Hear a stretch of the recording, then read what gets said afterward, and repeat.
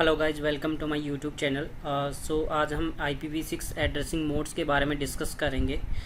तो IPv6 के अंदर अलग अलग एड्रेसिंग मोड्स हैं। जिस तरह से हमारे IPv4 के अंदर 3 एड्रेसिंग मोड्स हैं, जैसे यूनिकास्ट, मल्टीकास्ट, ब्रॉडकास्ट। लेकिन IPv6 के अंदर भी 3 ही हैं, लेकिन वो हैं यूनिकास्ट, मल्टीकास्ट एंड एनीकास्ट। यहाँ पे IPv6 के अंदर ब्रॉडकास्ट जो IP एड्रेसिंग मोड है वो नहीं है, लेकिन उसकी जगह पे हमारे पास में है एनीकास्ट एड्रेसिंग मोड। हम इन तीनों IPv6 के एड्रेसिंग मोड्स के बारे में एक एक करके डिस्कस कर लेते हैं क्या क्या हैं। तो यहाँ पे हमारे पास, जैसा कि मैंने बताया, IPv6 के अंदर हमारे पास 3 एड्रेसिंग मोड्स हैं, यूनिकास्ट, मल्टीकास्ट एंड एनीकास्ट। यहाँ पे हमारे पास में ब्रॉडकास्ट नहीं है। तो सबसे पहले हम बात कर लेते हैं यूनिकास्ट के बारे में। यूनिकास्ट जो है IPv6 एड्रेसिंग मोड, ये है use for 1-to-1 data transfer between source and destination. जैसे हमारे पास IPv4 में होता है, उसी तरह से IPv6 के अंदर भी 1-to-1 सोर्स एंड डेस्टिनेशन के बीच में डेटा को ट्रैफिक सेंड करने के लिए हम यूज करते हैं इस रेंज को। IPv6 की इस रेंज को 1-to-1 डेटा को ट्रांसफ़र करने के लिए यूज करते हैं यूनिकास्ट एड्रेसिंग मोड्स। यूनिकास्ट जो एड्रेसिंग मोड्स है, उसको भी फर्दर 3 पार्ट्स में डिवाइड किया गया है: global unicast, unique local and link local. इनके बारे में हम फर्दर एक एक करके डिस्कस करेंगे, हमारी आने वाली स्लाइड्स में हम डिस्कस करेंगे। नेक्स्ट हम डिस्कस कर लेते हैं हमारी जो नेक्स्ट जो एड्रेसिंग मोड है वो है मल्टीकास्ट।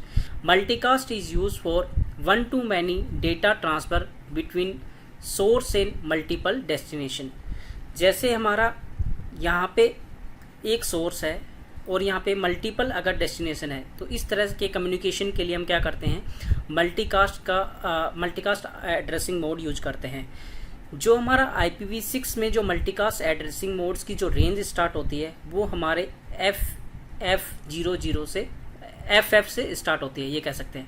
यहाँ पे जैसे जो 8 नोट किया हुआ है, इसका मतलब ये है कि हमारी जो हेक्साडेसिमल रिप्रेजेंटेशन होगा, उसके अंदर जो स्टार्टिंग के 2 ब्लॉक, स्टार्टिंग का जो फर्स्ट ब्लॉक जो होगा, उसके अंदर जो 8 बिट्स होंगी वो फिक्स रहेंगी। जैसे F को रिप्रेजेंट करने के लिए हम क्या करते हैं, जैसे हमारे पास में ये एक एग्जांपल लिया है, इसके अंदर जो स्टार्टिंग का जो ब्लॉक है ना, उसके अंदर जो स्टार्टिंग की 2 वैल्यूज होंगी, ये हमारे पास हमेशा फिक्स रहेंगी, वो रहेंगी FF। ये मल्टीकास्ट एड्रेसिंग रेंज है, उसके अंदर फिक्स रहेंगी, FF रहेगा। तो F को रिप्रेजेंट करने के लिए क्या होता है, हमारे पास 4 टाइम 1 एंड सेकेंड टाइम जो F है, इसको रिप्रेजेंट करने के लिए 4 टाइम 1। तो ये क्या हो गया हमारे पास में, इसलिए 4 बिट ये होगी, 4 बिट ये होगी। इस तरह से 8 बिट स्टार्टिंग की क्या होती है, फिक्स रहती हैं। उसके बाद की जितनी भी ये डिजिट्स हैं या फिर हमारे पास कैरेक्टर हैं, ये चेंज हो सकते हैं। तो IPv6 में जो मल्टीकास्ट एड्रेस है, उसकी रेंज स्टार्ट होती है हमेशा FF से। और इसका यूज कहाँ पे होता है, जैसे कि मान लो कि एक आपके पास हब लोकेशन है और किसी कंपनी की जो ब्रांच लोकेशन है, उनमें अगर कुछ डेटा को इन्होंने मल्टीकास्ट करना होता है, सेम इन्फॉर्मेशन आपको भेजनी होती है, तो उसके लिए क्या करेंगे, मल्टीकास्ट एड्रेस का यूज किया जाता है। नेक्स्ट जो हमारी एड्रेसिंग मोड्स की है, वो है हमारे पास में एनीकास्ट। तो एनीकास्ट में क्या होता है कि 1 to nearest 1। इसका मतलब है, मान लो कि किसी भी गूगल का सर्वर है, वो अलग अलग लोकेशंस पे है। जैसे एक मान लो कि एक इंडिया में है, एक फ्रांस में है, एक अमेरिका में है। तो सेम IP क्या होगा, सभी जो सर्वर्स हैं, गूगल के जितने भी सर्वर हैं, उनको सेम IP दे देंगे। और उसके बाद में जो यूज़र है, जो भी यूज़र है, वो अगर मान लो कि हमारा इंडिया में बैठा हुआ है, अगर इंडिया में बैठा हुआ है, तो क्या करेगा, नियरेस्ट जो सर्वर होगा वो कौन सा होगा, इंडिया का होगा। IP सबकी सभी सर्वर्स की सेम है, लेकिन जो नियरेस्ट जो सर्वर होगा, उसके ऊपर उसकी रिक्वेस्ट जाएगी। इसी तरह से अगर कोई फ्रांस का यूज़र है, तो उसके पास सबसे पहले जो रिक्वेस्ट जाएगी, नियरेस्ट जो सर्वर होगा वो फ्रांस का होगा, तो उसके पास में रिक्वेस्ट जाएगी। तो इसलिए एनीकास्ट का यूज़ वहाँ होता है जहाँ पे 1 to nearest 1 का जो फंडा यूज होता है। तो इसी तरह से यहाँ पे एनीकास्ट का यूज किया जाता है। अब हम डिस्कस कर लेते हैं हमारा जो नेक्स्ट मैंने बताया था, जैसे कि हमारी जो यूनिकास्ट IPv6 एड्रेसिंग की जो रेंज होती है, उसको भी फर्दर 3 कैटेगरी में डिवाइड किया गया है। जो पहली कैटेगरी है वो है हमारी global unicast address. Global unicast addressing का मतलब क्या है, जैसे कि आपको पता है IPv4 के अंदर अलग अलग क्लासेस में डिवाइड किया गया है IPv4 को, लेकिन IPv6 के अंदर क्या है, हमारे पास कोई भी क्लासेस नहीं होती हैं। लेकिन IPv4 में तो क्या होता था, हमारे पास हर एक क्लास के अंदर public IP, private IP address range होती थी, लेकिन IPv6 के अंदर ऐसी कोई क्लासेस नहीं है। लेकिन यहाँ पे हमारे जो एड्रेसिंग मोड्स हैं उन्हीं के अंदर हमारी अलग अलग टाइप को पब्लिक और प्राइवेट IP एड्रेसिंग को क्या है डिफाइन किया गया, रेंज को डिफाइन किया गया है। तो सबसे पहले डिस्कस करते हैं ग्लोबल यूनिकास्ट एड्रेस। जो ग्लोबल यूनिकास्ट एड्रेस है वो क्या, these are the public IPs in IPv6। ये हमारे पब्लिक IP की जो रेंज है वो ग्लोबल यूनिकास्ट के अंदर डिफाइन की गई है। जो ग्लोबल यूनिकास्ट एड्रेस है उसकी जो रेंज स्टार्ट होती है वो हमेशा 2 से स्टार्ट होती है और 2000 से स्टार्ट होती है, ये बोल सकते हैं। और इसकी मैक्सिमम रेंज कहाँ तक जाती है, 3FFF। अब इस तरह से जैसे कि मैंने यहाँ पे /3 है, इसका मतलब भी वही है कि यहाँ पे जो स्टार्टिंग की जो बाइनरी रिप्रेजेंटेशन होगा उसके अंदर जो स्टार्टिंग की 3 बिट जो होंगी वो हमारी फिक्स रहेंगी।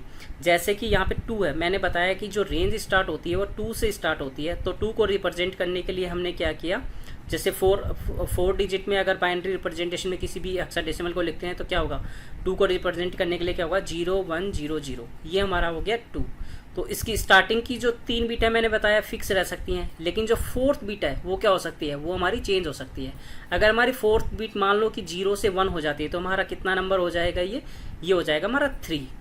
तो जो इस तरह से हम याद रख सकते हैं कि जो रेंज है वो स्टार्ट होती है 2000 से और ये अब मैक्सिमम जाती है 3FFF तक, जो फर्स्ट जो हमारा जो ब्लॉक होगा वो, और इसकी रेंज 2000 से स्टार्ट होती है। और ऐसे भी कह सकते हैं कि 2000 स्टार्टिंग में जो पब्लिक IP एड्रेस है उसकी स्टार्टिंग में या तो 2 हो सकता है या फिर 3 हो सकता है। तो इस तरह से हम इसको लर्न कर सकते हैं IPv6 addressing, public IPv6 addressing की जो रेंज होती है वो कहाँ से कहाँ तक जाती है। ये जो IP जो होते हैं पब्लिक IPv6 एड्रेसिंग जो है ग्लोबल यूनिकास्ट एड्रेसेस जो भी हैं, इनको हम इंटरनेट के थ्रू राउट कर सकते हैं। These are routable over the internet. मतलब अगर हमें कोई भी कम्युनिकेशन इंटरनेट के थ्रू आना है तो हम इन IPv6 एड्रेसिंग की जो ये वाली रेंज है ग्लोबल यूनिकास्ट एड्रेसिंग इस कर सकते हैं। जो हमारे पास जो नेक्स्ट जो टाइप है वो है हमारे पास में यूनिक लोकल एड्रेस। ये जो एड्रेसेस जो होते हैं IPv6 एड्रेसेस के, ये हमारे जैसे IPv4 में प्राइवेट एड्रेस होते थे उसी तरह से IPv6 में जो प्राइवेट IP एड्रेस की जो रेंज डिफाइन की गई है वो डिफाइन की गई है यूनिक लोकल एड्रेस के अंदर। These are private IP addresses in IPv6। और जो इनका जो IPv6 की जो प्राइवेट जो रेंज है वो हमेशा या तो FC से स्टार्ट होगी या F से स्टार्ट होगी। जो रेंज स्टार्ट होती है वो FC से स्टार्ट होती है, जो स्टार्टिंग के कैरेक्टर वो FC हो सकते हैं या फिर हमारे पर FD हो सकते हैं।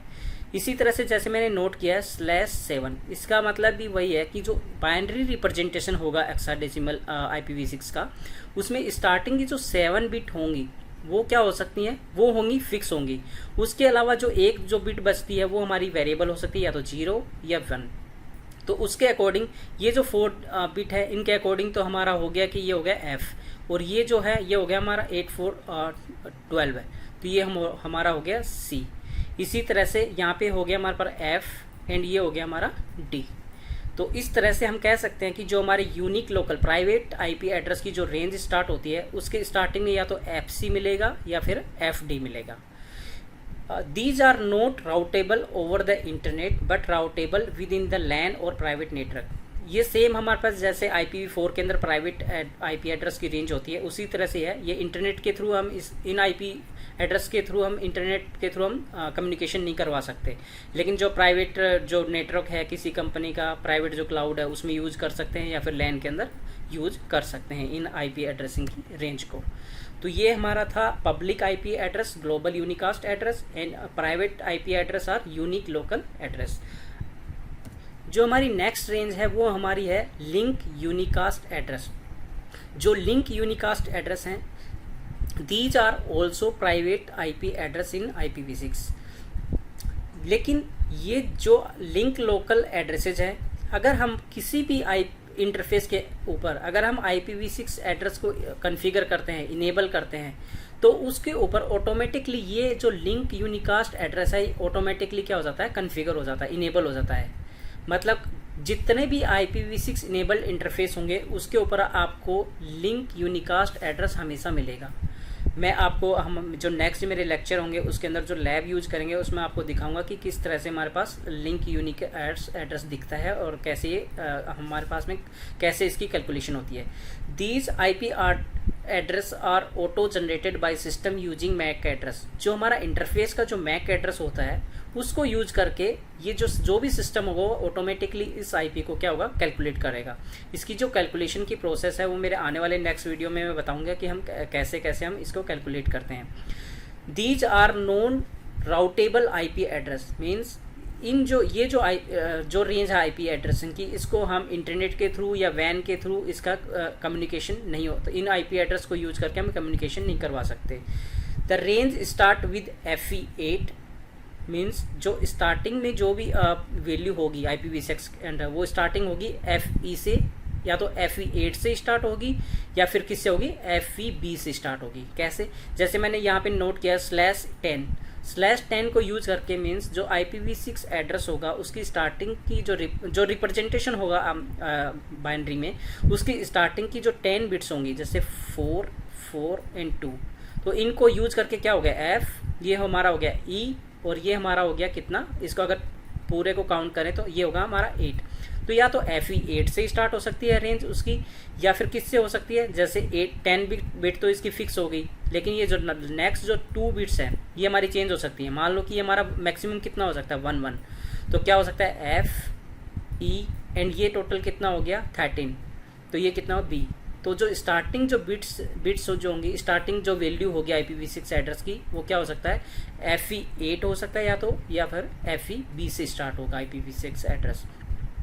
These are used to communicate within single segment of a network that is connected below a single router। Means जैसे कि मैंने बताया कि लिंक लोकल जो एड्रेसेज हैं इनको हम राउट नहीं कर सकते वैन के थ्रू या इंटरनेट के थ्रू, राउटेबल नहीं है। लेकिन मान लो कि एक हमारा राउटर है, उस राउटर के नीचे कोई लैन कनेक्टेड है, उस लैन में जितने भी डिवाइस है उनके बीच में कम्युनिकेशन है वो हो सकता है लिंक लोकल के थ्रू, लेकिन ये ओवर दिस राउटर, इस राउटर से बाहर कभी भी नहीं जा सकती हैं। ये IP जो कन्फिगर होगी वो IP कभी भी बाहर कम्युनिकेशन के लिए यूज नहीं होती है। ओनली जो सिंगल सेगमेंट जो होगा लैन का उसके अंदर ही ओनली क्या यूज हो सकती हैं।